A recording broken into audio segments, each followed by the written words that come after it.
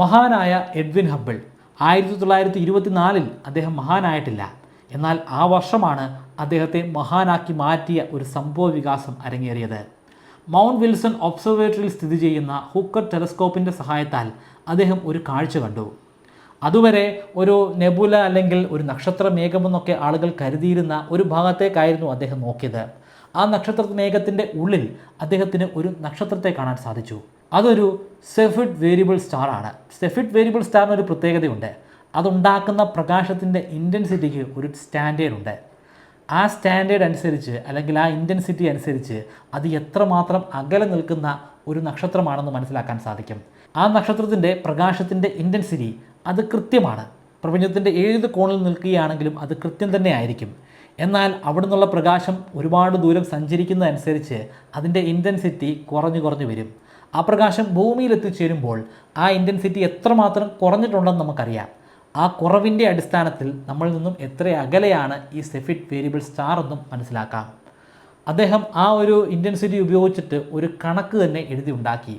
ആരെയും അത്ഭുതപ്പെടുത്തുന്ന തരത്തിലുള്ള ഒരു കണക്കായിരുന്നു അത്. ആ കണക്കനുസരിച്ച് 25 ലക്ഷം പ്രകാശവർഷം അകലെ നിന്നാണ് ആ പ്രകാശം ഇവിടെ എത്തിച്ചേർന്നിരിക്കുന്നത്. അതൊരു അത്ഭുതം തന്നെയാണ്. കാരണം ഇവിടെ കാണുന്ന സകല പദാർത്ഥങ്ങളും 25 പ്രകാശവർഷമോ 100 പ്രകാശവർഷമോ അല്ലെങ്കിൽ ഒരു 5000 പ്രകാശവർഷമോ ഒക്കെ അകലെയുള്ളതാണ്. പരമാവധി ഒരു 30,000 40,000 ഒക്കെ പ്രകാശവർഷം അകലെയുള്ള നക്ഷത്രങ്ങളെയൊക്കെയാണ് അന്ന് കണ്ടെത്തിയിട്ടുള്ളത്. പക്ഷേ ഇപ്പോൾ കണ്ടെത്തിയിരിക്കുന്നത് 25 ലക്ഷം പ്രകാശവർഷം അകലെയുള്ള ഒരു നക്ഷത്രത്തെയാണ്. അതിൻ്റെ അർത്ഥം ഇവിടെ ഈ കാണുന്ന നക്ഷത്ര കൂമ്പാരങ്ങളുടെ ഇടയിൽപ്പെട്ടിട്ടുള്ള ഒരു നക്ഷത്രമല്ല, അല്ലെങ്കിൽ ആ നക്ഷത്ര മേഘവുമല്ല അവിടെ കാണുന്നത്.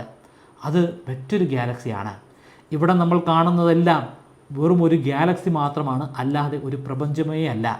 അന്നുവരെ ഉണ്ടായിരുന്ന സകല ഗവേഷകരും, എന്തിനേറെ പറയണം ഗലീലിയോയും ഐസക് ന്യൂട്ടനും ആൽബർട്ട് ഐൻസ്റ്റീനും ഒക്കെ കരുതിയിരുന്നത് ഇവിടെ കാണുന്ന സകല നക്ഷത്രങ്ങളും ഇവിടെ കാണുന്ന സകല വസ്തുക്കളും എല്ലാം ഈ പ്രപഞ്ചത്തിൻ്റെ ഭാഗമാണ്. പക്ഷേ ഹബിൾ കണ്ടെത്തി ഈ കാണുന്നതൊക്കെ വെറും ഒരൊറ്റ ഗാലക്സിയുടെ ഭാഗം മാത്രമാണ്, അല്ലാതെ നമ്മൾ ജീവിക്കുന്ന ഈ പ്രപഞ്ചം ഈ കാണുന്നത് മാത്രമല്ല.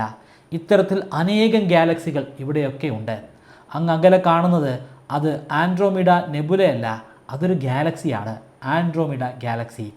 നമ്മുടെ സ്വന്തം ഗാലക്സിയായ മിൽക്കി വേയുടെ ഏറ്റവും അടുത്ത് നിൽക്കുന്ന ഗാലക്സി. ഇത്തരത്തിലുള്ള സയൻസ് ഫാക്റ്റുകൾ അറിയാൻ താല്പര്യമുണ്ടെങ്കിൽ ഈ ചാനൽ ഒന്ന് സബ്സ്ക്രൈബ് ചെയ്യുക.